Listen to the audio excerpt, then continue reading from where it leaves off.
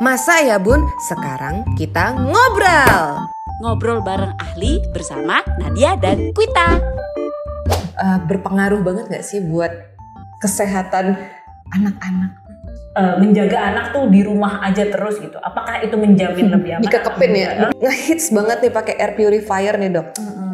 Gimana sih masa nafas aja udara bersih harus bayar ya? Lanjut nggak nih? Lanjut ya. Aku nanya ya, aku duluan ya. Oke, boleh. Nah kan itu semua tadi gejala segala macam gitu-gitu dok. Pencegahannya itu ada yang jelas gitu nggak, kayak misalnya dari vaksin gitu tuh berpengaruh banget nggak sih buat kesehatan anak-anak? Ya. Mengenai si polusi udara ini ya, yang berhubungan sama polusinya. Ya. Gitu. Kalau terhadap polusi udaranya sendiri sih pasti jawabannya polusi udaranya harus dikurangin gitu ya.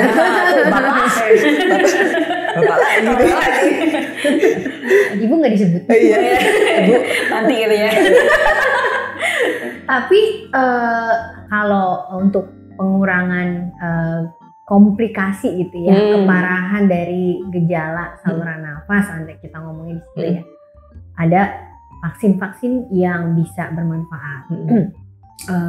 Sejumlah vaksin itu kalau saya sering nyebutnya sebetulnya ada 6 yang buat mencegah infeksi saluran napas berat ya.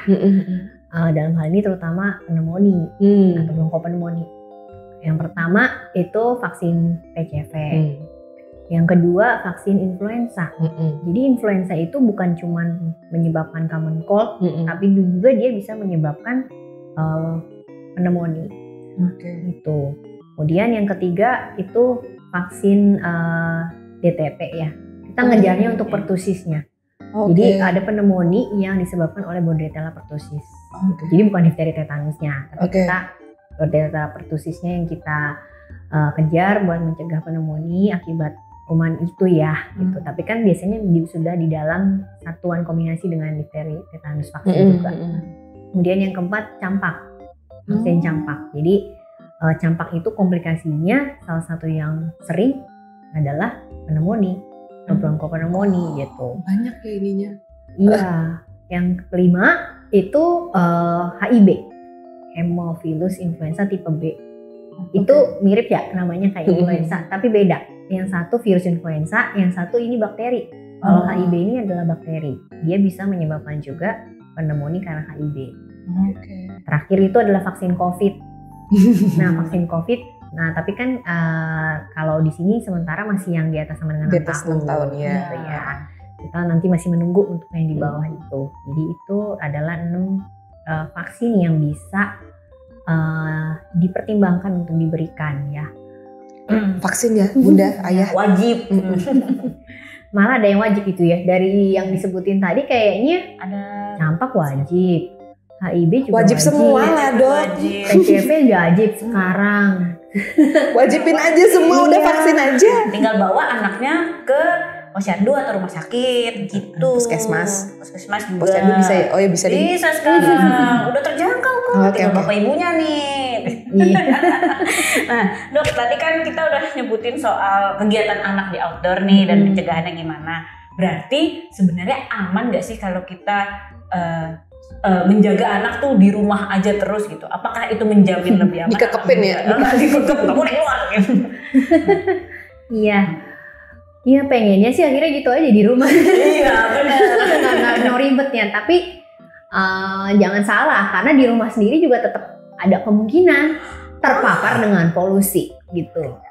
Nah, ya mungkin ada yang bisa nebak nih di antara Mbak Nadia sama Mbak Rokok. Iya benar. Apa namanya? Asap bakar sampah. Sampah tuh. Itu pertikaian dengan tetangga. Bisa kemarin itu.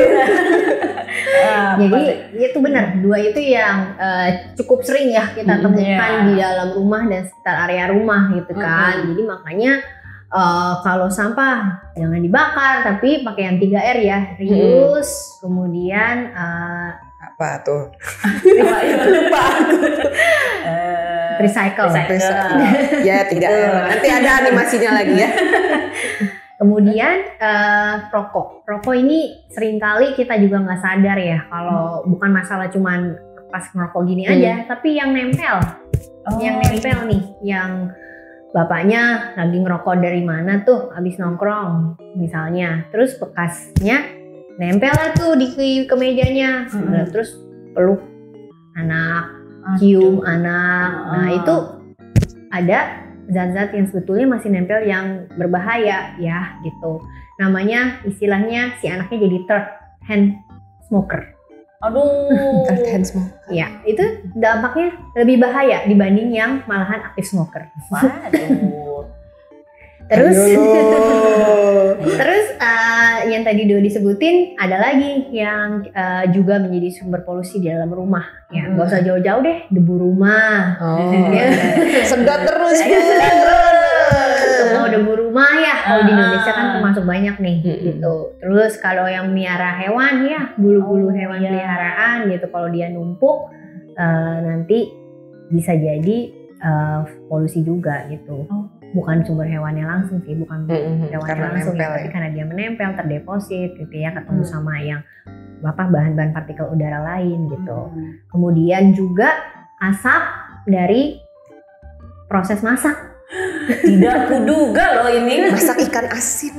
Enak sih, polusi ternyata ya. Ya tapi tentu nggak ekstrim masak sekali langsung bikin polusi ya. Malah daripada nggak masak nih.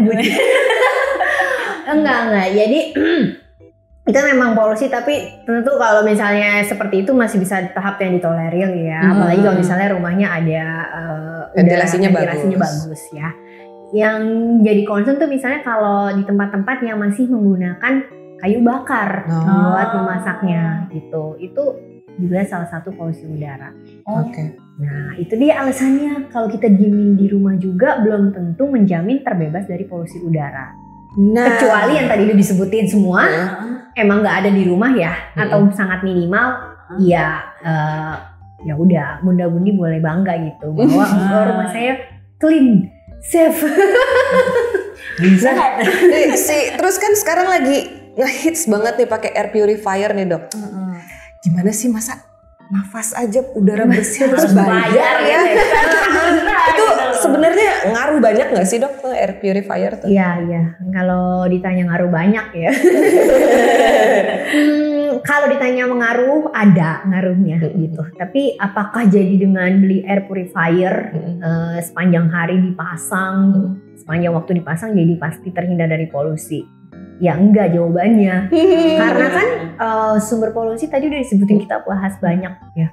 Apa aja sumber polusi itu, sehingga walaupun air purifier ini dia fungsinya mempurifikasi udara ya, dengan filter yang dia dalam mesin itu, terus nanti keluar lagi udara yang sudah dipurifikasi. Tetapi kalau misalnya memang jumlahnya banyak terus intens gitu ya, tetap aja air purifier ini ada keterbatasan pasti gitu. Koyor juga ya dia.